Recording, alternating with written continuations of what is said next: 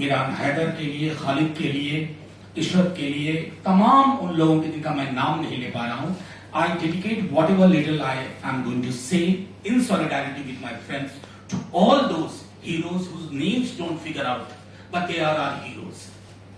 इस मुश्किल दौर में आपको हीरो के लिए फिल्मों में हीरो नहीं मिलेंगे, आपको इन्हीं में हीरो मिलेगा जो आज आपके लिए उन चीजों के लिए सजा काट रहे हैं जिनमें उन्होंने कोई गुनाह ही नहीं किया।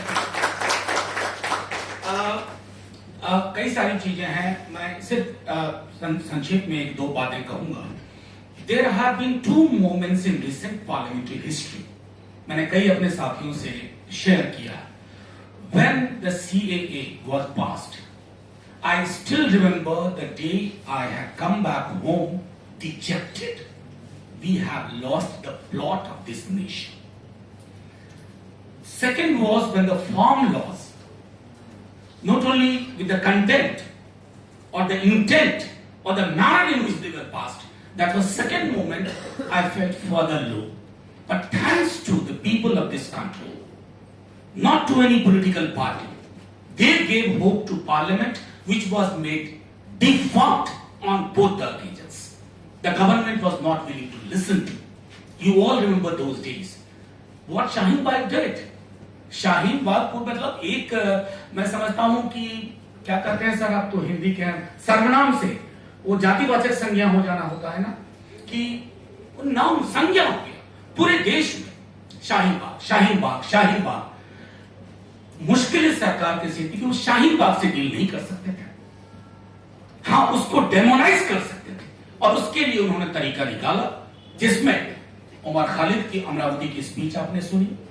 आपको बताऊं, उमर गिरफ्तारी से पहले, और ये जो प्रशांत भाई कह रहे थे कॉन्स्पिरेसी वाली बात, हम दोनों बिहार से एक साथ एक ही फ्लाइट में आए। वो कहीं और गए थे बिहार में सीएए के लिए प्रोटेस्ट में, और मैं कहीं और था।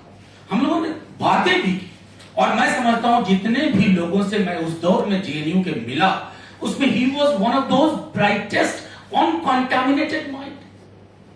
आप उस आदमी पर आरोप लगा रहे हैं, और वैसे सैकड़ों लोगों पे, मीरान हैदर हमारे साथ काम करता था, रिलीफ का काम कर रहा था, अपने उसको यूएपीए जैसी चीज में अंदर किया हुआ है।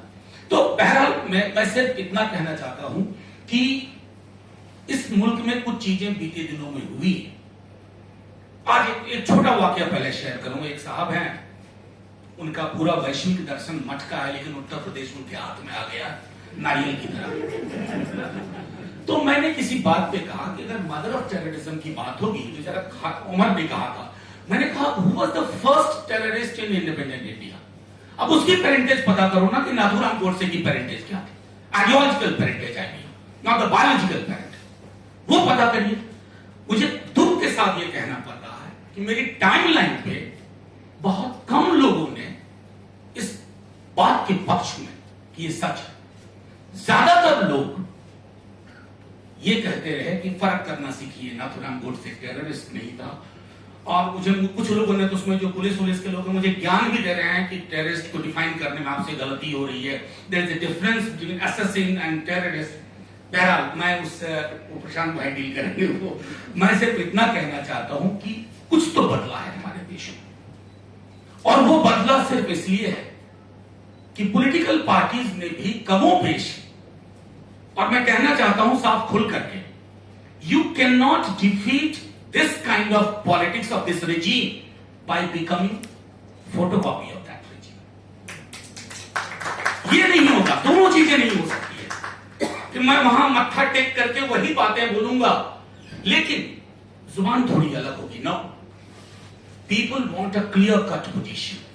That clarity can only come if the civil society puts pressure on it. और मैं जानता हूं जब सीए शाहीन बाग मूवमेंट में, उसको सीए के अलावा शाहीन बाग मूवमेंट भी कहूंगा, जब पूरे उफान पे था, कई पॉलिटिकल पार्टीज को लग रहा था कि हमने गलती कर दी, हम क्यों नहीं दिख रहे हैं।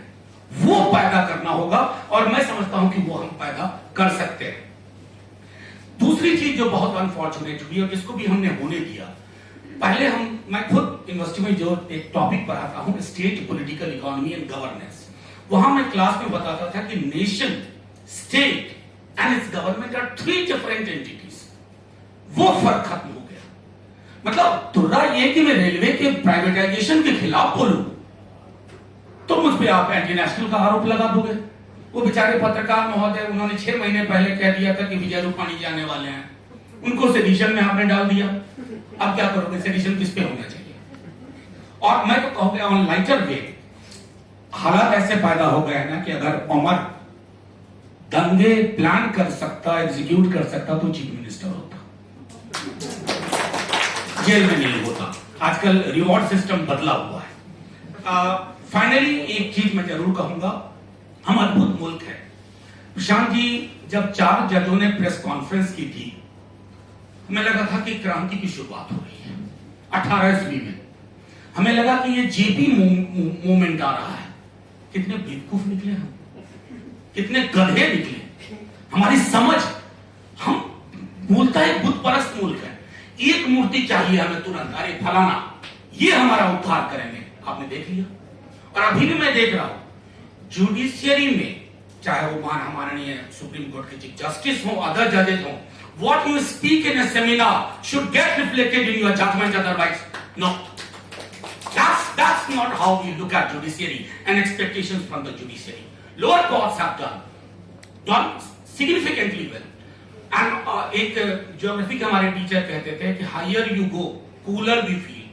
तो आजकल मैं देखता हूं कि lower you go in terms of judiciary, cooler you feel. ये फर्क आया है, इस फर्क को भी खत्म करने की जरूरत है। Thank you very much, Faraji. Thank you very much, everybody. In solidarity, let's dedicate once again to all those unsung heroes of our times. They shall be out and दौर बदलेगा ये। शुक्रिया, जय हिंद। बहुत बहुत धन्यवाद।